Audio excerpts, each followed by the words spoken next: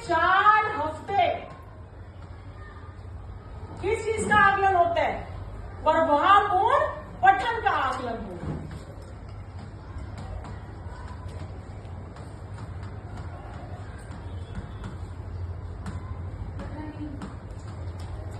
क्योंकि प्रभावपूर्ण पठन का आकलन क्यों होगा? क्योंकि 1 से 4 हफ्ते हम पिछली कक्षा की दक्षताओं पे काम करते हैं ना, तो उन दक्षताएं क्या थी हमारी तीसरी क्लास की? प्रभावपूर्ण पठन। तो आकलन क्या होगा? प्रभावपूर्ण पठन का आकलन। समझ आ रहे हैं? कर पा रहे हैं रिलेट? अब सुनिए, फिर उसके बाद में इन दोनों में 5 से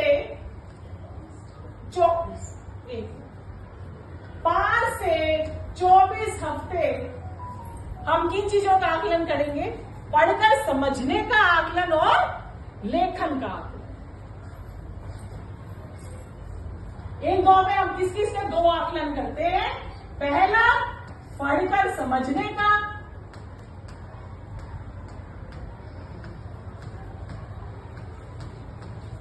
और दूसरा लेखन का आकलन।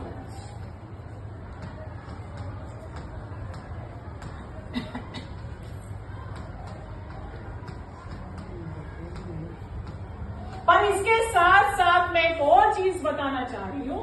पढ़कर समझने का आकलन मौखिक और लिखित दोनों है। यहां चाहे ब्रैकेट करके कर लो, मौखिक भी होता है आकलन और पढ़कर समझने का, और लिखित भी होता है। ठीक है जी? क्लियर है? तो हमारे आकलन 3 तरह के हुए चौथी पांचवी में। पहले हफ्ते प्रभावपूर्ण पठन, क्योंकि तीसरी में प्रभावपूर्ण पठन करवाते आए थे, जो कि पिछली दक्षताओं पे आधारित था। फिर उसके बाद 5 से 24 हफ्ते में 2 तरह के आकलन रहेंगे। एक पढ़कर समझने का आकलन रहेगा जो मौखिक और लिखित होगा, और एक लेखन का आकलन, यानी कि पठन लेखन दोनों के आकलन है, और उस पठन में भी मौखिक और लिखित दोनों तरह से आकलन होंगे। क्लियर है जी? अब एक और चीज भी सुनिए, जो ये आकलन है पठन लेखन के, वो मैं डिवाइड करके आपको और बता देती हूँ। जब पठन लेखन का आकलन की बात आएगी तो ये ऑल्टरनेट आकलन आएंगे, एक दिन छोड़कर एक दिन। जैसे पढ़कर समझने का आकलन आपका कौन से हफ्ते आएगा? 5वें। लेखन का आकलन कब चलेगा? 6ठे हफ्ते। फिर अगले